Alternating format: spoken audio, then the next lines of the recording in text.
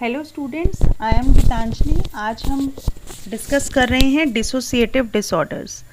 Dissociative disorders में dissociation जो होता है उसको हम severance of the connection between ideas and emotions से समझते हैं।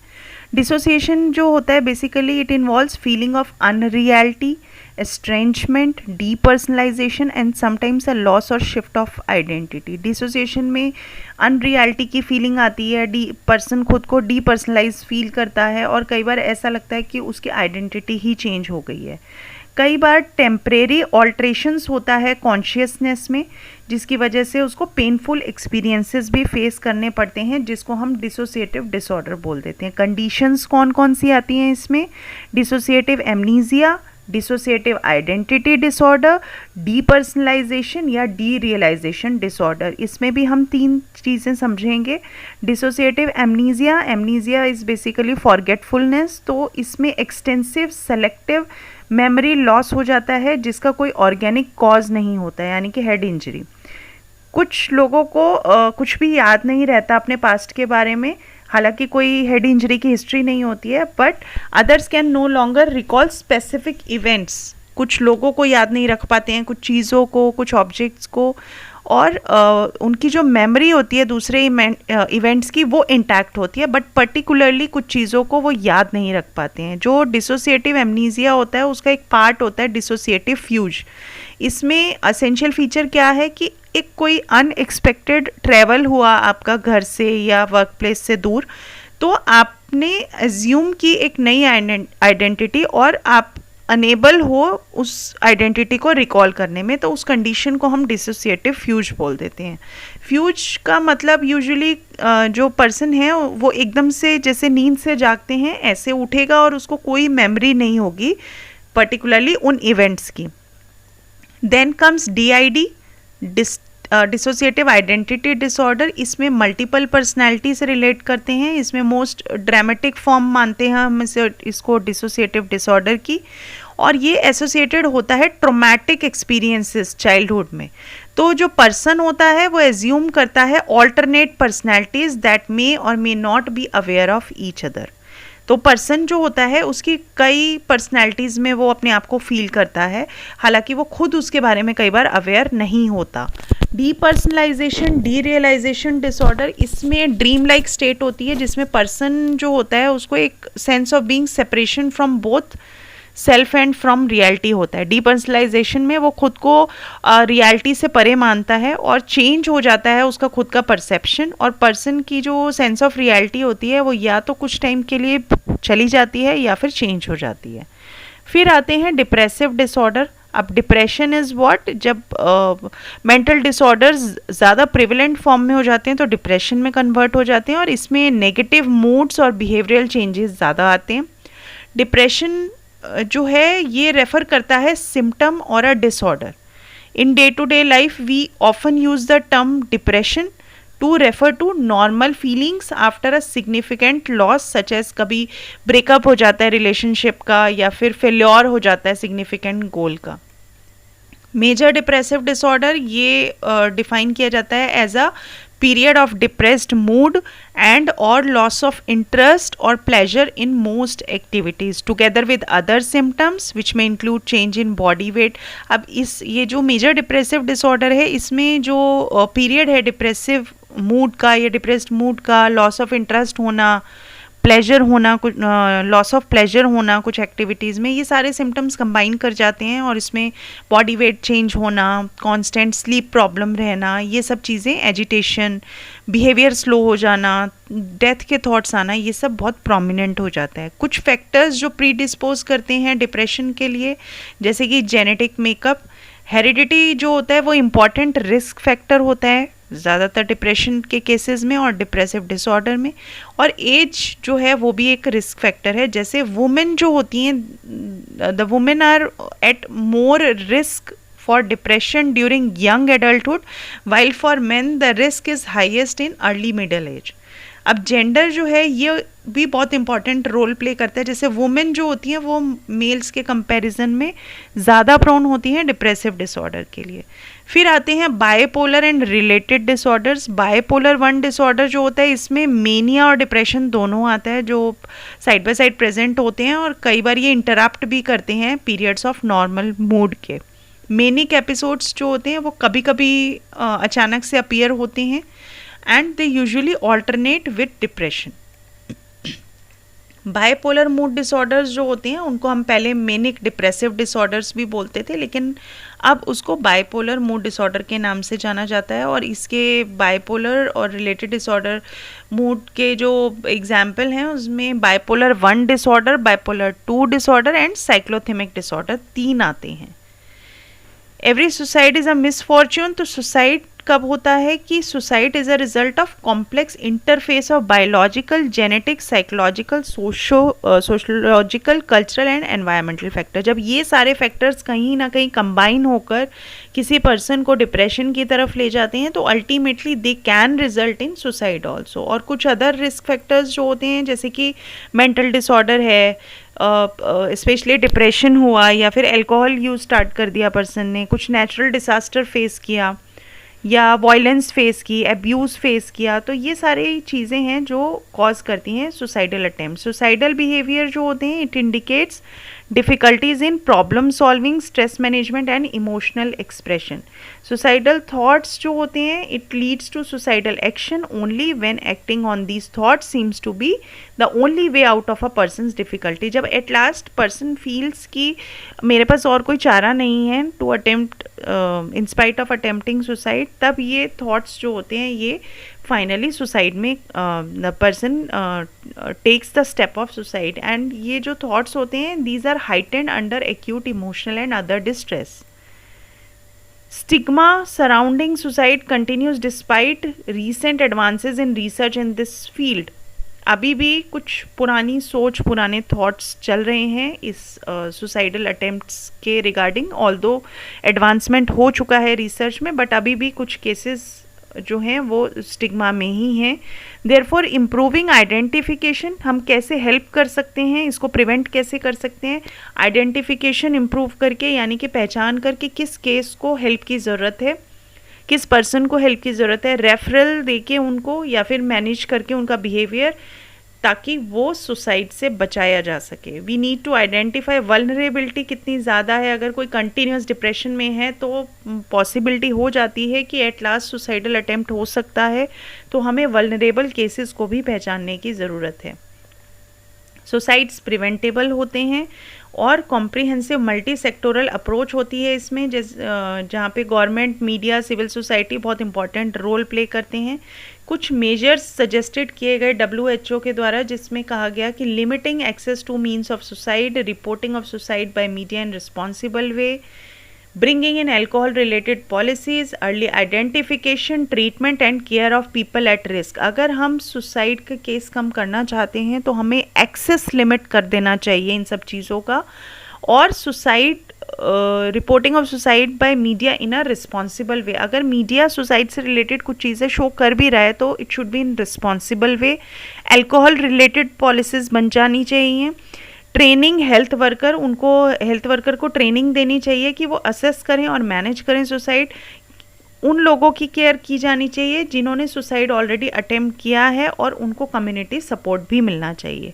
अब आइडेंटिफाइंग स्टूडेंट्स इन डिस्ट्रेस, कुछ स्टूडेंट्स होते हैं जो आजकल बहुत ज़्यादा स्ट्रेस में रहते हैं, तो उनको आइडेंटिफाई करना कि उनकी परफॉर्मेंस, उनकी अटेंडेंस, उनका बिहेवियर सब कुछ सीरियसली लिया जाए। लैक ऑफ इंटरेस्ट अगर हो रहा है उनका कॉमन एक्टिविटीज़ में, या उनके ग्रेड्स नीचे जा रहे हैं, एफर्ट्स कम हो रहे हैं, मिसबिहेव हो रहा है, या फिर रिपीटेड एब्सेंस है, स्मोकिंग ड्रिंकिंग में इंडल्ज हो गए, तो वो सब चीज़ें आइडेंटिफाई करने की ज़रूरत होती है।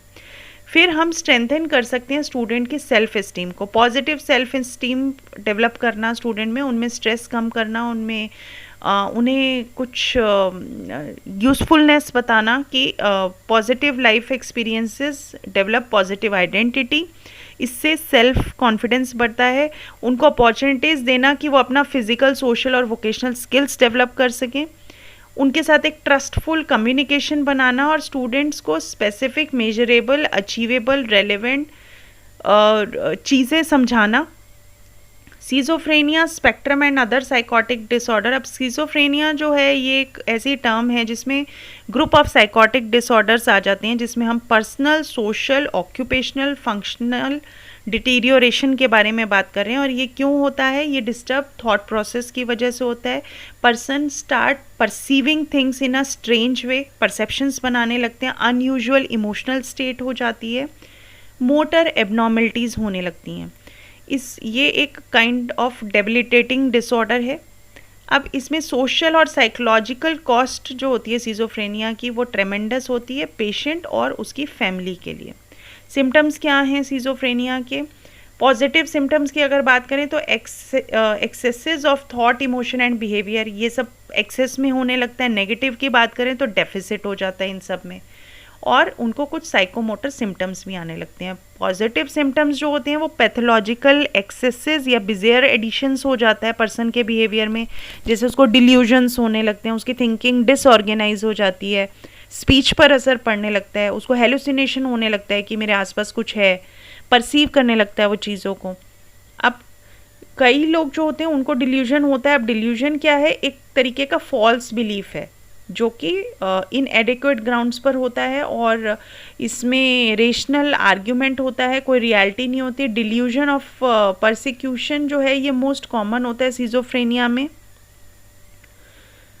डिल्यूजन ऑफ रेफरेंस क्या होता है? इसमें they attach special and personal meaning to the actions of others और टू ऑब्जेक्ट्स एंड इवेंट्स। अगर हम रेफरेंस की बात करें, डिल्यूजन ऑफ रेफरेंस की, तो उसमें वो खुद को स्पेशल और पर्सनल मीनिंग या फिर किसी एक्शन से अटैच कर लेते हैं जो ये सीजोफ्रेनिक पेशेंट होते हैं। डिल्यूजन ऑफ ग्रैंडियोर क्या होता है? इसमें people believe themselves to be specially empowered person, and in delusion of control they believe that feelings और थॉट्स जो हैं वो किसी और के द्वारा कंट्रोल किए जा रहे हैं। तो इस तरीके से हम डिल्यूजन को डिवाइड करते हैं। फॉर्मल थॉट डिसऑर्डर भी होता है जिसमें कम्युनिकेशन जो होता है वो डिफ़िकल्ट हो जाता है और इसमें शिफ्टिंग होने लगती है from one topic to another, so that normal structure of thinking is muddled and become illogical. Normally person सोचना छोड़ देता है और उसके जो थॉट्स होते हैं वो इलॉजिकल होने लगते हैं। People with schizophrenia have hallucination. Perception जो होता है उनको कोई चीज़ है नहीं लेकिन उनको फील होता रहता है कि कुछ है। जैसे उनको अगर हेलुसिनेशन को हम डिवाइड करें तो ऑडिटरी हेलुसिनेशन होने लगते हैं, उन्हें कुछ अजीब अजीब सी आवाज़ें सुनाई देने लगती हैं, कुछ अजीब अजीब से वर्ड्स वो लोग बोलने लगते हैं, कुछ अलग अलग टाइप के फ्रेजेस। हेलुसिनेशन टेक्टाइल भी होता है, यानी कि उनको कुछ ऐसा हर वक्त लगता रहता है कि कहीं किसी बॉडी पार्ट पे उनको टिंगलिंग, बर्निंग सेंसेशन हो रही है।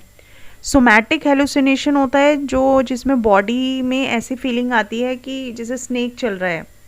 विजुअल हेलुसिनेशन होने लगता है उनको, वेग परसेप्शन होने लगती है पर्टिकुलरली कुछ कलर्स की। गस्टेटरी हेलुसिनेशन में उनको किसी फूड या ड्रिंक का टेस्ट बड़ा अजीब सा फील होने लगता है। ऑल्फैक्टरी में उनका स्मेल जो होता है वो अफेक्टेड हो जाती है। People with schizophrenia also show inappropriate affect, जिसमें कि इमोशन जो होते हैं वो अनस्यूटेड होते हैं सिचुएशन के लिए। नेगेटिव सिम्टम्स में आ जाते हैं पैथोलॉजिकल डेफिसिट, और इसमें आता है पॉवर्टी ऑफ स्पीच होने लगती है उनको, फ्लैट इफेक्ट आने लगता है, लॉस ऑफ वॉल्यूशन होने लगता है, विड्रॉल सिम्टम्स आने लगते हैं। ये जो सीजोफ्रेनिक पेशेंट होते हैं ये एलोगिया शो करते हैं या पॉवर्टी ऑफ स्पीच शो करते हैं, जिसमें कि उनकी स्पीच धीरे धीरे जाने लगती है। कुछ में ब्लंटेड इफेक्ट आने लगते हैं। ब्लंटेड इफेक्ट में आ गया जो सीजोफ्रेनिक पेशेंट होते हैं उनको less anger, sadness, Joy and other feelings जो ज़्यादातर लोगों को होती है उसमें ब्लंटेड इफेक्ट काउंट करते हैं। और फ्लैट इफेक्ट में हर कंडीशन में दे show a flat kind of emotions. Evolution, patient with schizophrenia experience evolution या एपैथी या इनएबिलिटी टू स्टार्ट और complete a course of action, कोई काम शुरू नहीं कर पाते हैं। पीपल विद दिस डिसऑर्डर में विड्रॉ सोशली, खुद को सोशली विड्रॉ कर लेते हैं। और साइकोमोटर सिम्टम्स भी आते हैं इन लोगों में, उनमें स्पॉन्टेनिटी बहुत कम हो जाती है, ऑड ग्रिमेसेस बनाने लगते हैं, जेस्चर्स अजीब से हो जाते हैं। इसमें सिम्टम्स जो होते हैं may take extreme form known as catatonia. Catatonia में catatonic stupor is more common. इसमें मोशनलेस हो जाता है पर्सन और साइलेंट बैठा रहता है बहुत लंबे टाइम के लिए, एक ही पोजीशन में विदाउट मेकिंग एनी मूव बैठा रहता है person. Catatonic rigidity, rigid posture हो जाता है कई घंटों तक सेम पोस्चर में। कैटाटोनिक पोस्चरिंग यानी कि एज्यूमिंग ऑकवर्ड बिजियर पोजीशन, तो ये ऑलमोस्ट सिमिलर से होते हैं। तो catatonia is the consolidated term. Neuro developmental disorder क्या होते हैं, ये इसमें basically early stage of development में आ जाते हैं ये, और इसमें जो सिम्टम्स होते हैं वो जब बच्चा स्कूल में एंटर करता है तब अपीयर होते हैं, या पहले भी मिलते हैं बट एनालाइज नहीं हो पाते उस टाइम पे। और इसमें हैम्परिंग होने लगती है पर्सनल, सोशल, एकेडमिक और ऑक्यूपेशनल फंक्शनिंग की। फिर हम बात करते हैं ADHD की, यानी कि attention deficit hyperactivity disorder. इसमें autism spectrum disorder, intellectual disability आती है, कुछ लर्निंग डिसऑर्डर होते हैं बच्चों में, तो ये सारे न्यूरो डेवलपमेंटल डिसऑर्डर में हम काउंट करते हैं। ADHD जो है इसमें इनअटेंशन होती है, हाइपर एक्टिविटी होती है, इम्पल्सिविटी होती है, और बच्चे जो इनअटेंटिव होते हैं वो खुद को मेंटल एफर्ट में नहीं डाल पाते, कुछ काम नहीं कर पाते, और उनको हार्ड लगता है ये सब चीज़ों में खुद को इन्वॉल्व करना। कॉमन कंप्लेंट्स क्या होती हैं इन बच्चों की कि दे डोंट लिसन, कंसंट्रेट नहीं करते हैं, इंस्ट्रक्शंस फॉलो नहीं करते हैं, डिसऑर्गेनाइज्ड या डिस्ट्रैक्टेड रहते हैं, और जो बच्चे इम्पल्सिव होते हैं या फिर मतलब इमीडिएट रिएक्शन को कंट्रोल नहीं कर पाते, किसी ने कुछ कहा इमीडिएटली रिएक्ट कर दिया, टेम्पर कंट्रोल नहीं हो पाता है, हाइपर एक्टिविटी कई फॉर्म में आ जाती है इसमें, कांस्टेंट मोशन में रहते हैं, टिक के नहीं बैठ सकते हैं, बेड पे चढ़ेंगे, टेबल पे चढ़ेंगे, विदाउट एनी एम कहीं इधर उधर भागते रहेंगे। पेरेंट्स और टीचर जो होते हैं उनको एक टर्म दे देते हैं कि इनके अंदर मोटर लगी हुई है। ऑटिज्म स्पेक्ट्रम डिसऑर्डर, इसमें इम्पेयरमेंट हो जाता है सोशल इंटरेक्शन का और कम्युनिकेशन स्किल्स का, और इसमें बिहेवियर और इंटरेस्ट एक्टिविटीज़ में चेंजेस आते हैं, और जो इस टाइप के बच्चे होते हैं जो इन सब से ऑटिज्म और इन सब से अफेक्टेड होते हैं उनमें मार्क्ड डिफ़िकल्टी होती है सोशल इंटरेक्शन और कम्युनिकेशन में। 70% जो बच्चे होते हैं वो ऑटिज्म स्पेक्ट्रम डिसऑर्डर में उनको इंटेलेक्चुअल डिसेबिलिटी होती है। जो बच्चे ऑटिज्म स्पेक्ट्रम डिसऑर्डर एक्सपीरियंस करते हैं they have profound difficulty in relating to other people and they are unable to initiate social behavior। कभी भी खुद को social behavior initiate करने में नहीं involve कर पाते हैं और unable होते हैं to share experiences और emotions with others। तो ये सारी problems neurodevelopmental disorders में देखने को मिलती हैं।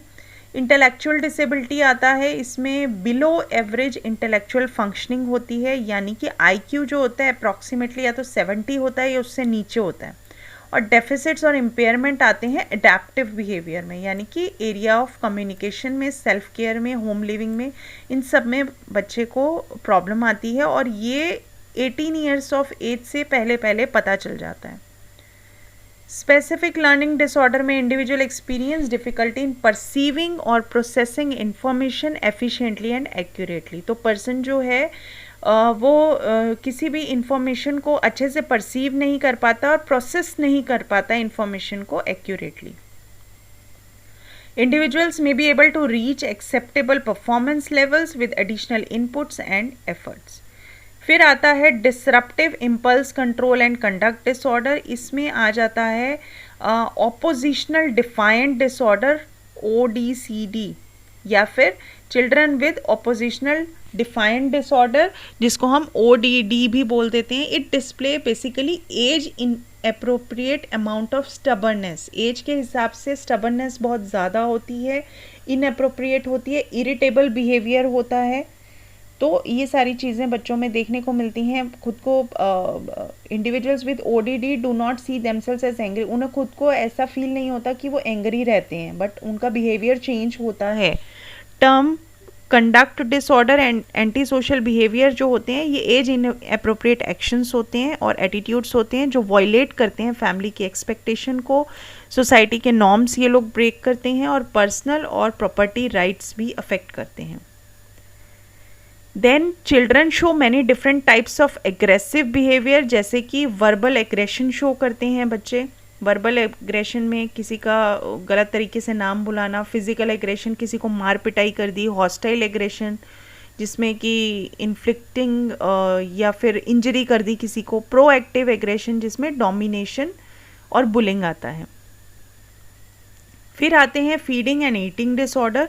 अब कई बार बच्चों में देखा गया है कि उनको ईटिंग डिसऑर्डर भी होते हैं, जिसमें कि बेसिकली एनोरेक्सिया नर्वोसा ज़्यादा कॉमन है, bulimia nervosa and binge eating. Anorexia nervosa में इंडिविजुअल जो होता है उसको डिस्टॉर्टेड बॉडी इमेज होती है, जिसकी वजह से वो खुद को ओवरवेट फील करने लगता है और खाने के लिए मना करता है in spite of feeling hungry. Compulsive exercising और अनयूजुअल हैबिट्स जैसे refusing to eat in front of others, उसको दूसरे के सामने, क्योंकि ओवरवेट है तो दूसरे के सामने खाना पसंद नहीं करता, और इवन स्टार्व हरसेल्फ और हिमसेल्फ टू डेथ। तो इस तरीके से वो खुद को भूखा रखते हैं। बुलिमिया नर्वोसा में इंडिविजुअल एक्सेसिव ईटिंग करता है, अमाउंट ऑफ ईटिंग बढ़ जाता है। Purge her his body of food by using medicine, जैसे कि लेक्सेटिव लेंगे, डायरेटिक्स लेंगे और वॉमिटिंग्स के थ्रू अपनी बॉडी को पैनिक करेंगे। And person often feels disgusted and ashamed when he binges and is relieved of tension and negative emotions after purging. तो बिंज ईटिंग में क्या होता है? बिंज ईटिंग में फ्रीक्वेंट एपिसोड होते हैं आउट ऑफ कंट्रोल ईटिंग के, और individual tends to eat at a higher speed than normal and continue eating till he she feel uncomfortably full. तो इसमें बिल्कुल ऑपोजिट होता है। इसमें पर्सन इतना ईटिंग करता है कि जब तक वो अनकम्फर्टेबली फुल ना फील कर ले। Then comes substance related and addictive disorder. Addictive behaviour जो होता है, इसमें एक्सेसिव इनटेक होता है high calorie food resulting in extreme obesity, जो आजकल बच्चों में ज़्यादा कॉमन पाया जाता है। कुछ सब्सटेंसेस का अब्यूज़ होने लगता है, सब्सटेंस यूज़ करने लगते हैं बच्चे, जैसे अल्कोहल, कोकेन, ये सब कॉमन होने लगता है इस एज में। सब्सटेंस ये जो डिसऑर्डर्स होते हैं, सब्सटेंस रिलेटेड डिसऑर्डर या सब्सटेंस अब्यूज़ वाले डिसऑर्डर, इनमें प्रॉब्लम जो होती है वो basically alcohol use, cocaine use, tobacco use, इन सब के यूज़ की वजह से होती है। और कई डिसऑर्डर्स होते हैं, जैसे अल्कोहल की अगर हम बात करें तो people who abuse alcohol drink large amount regularly and rely on it to help them face difficult situation. वो बिलीव करने लगते हैं कि ड्रिंकिंग अल्कोहल में help them to relieve from any stress, और उन्हें लगता है कि उनके जो डिप्रेशन, फोबिया हैं, साइकोलॉजिकल प्रॉब्लम्स, एंग्जाइटी है, उससे उन्हें इस अल्कोहल कंजम्पशन से रिलीफ मिलेगा। कोकेन का रेगुलर यूज़ जो है उसमें पर्सन में B intoxicated through out the day and functions poorly in social relationship. तो उसकी जो सोसाइटी में रिलेशनशिप हैं वो अफेक्ट होने लगते हैं and they cause problem in short term memory and attention also. Dependence हो जाती है कोकेन एब्यूज़ वाले पर्सन की दूसरों पर, डोमिनेट करने लगता है पर्सन की लाइफ को, और फीलिंग्स भी अफेक्ट होती हैं, डिप्रेशन होता है, फटीग रहने लगता है, स्लीप प्रॉब्लम, इरिटेबिलिटी, एंग्जाइटी, ये सब सीरियस प्रॉब्लम्स पर्सन को फेस करने पड़ती हैं सब्सटेंस अब्यूज़ के केस में। So this is the end of this chapter. We will meet with new chapter in new video.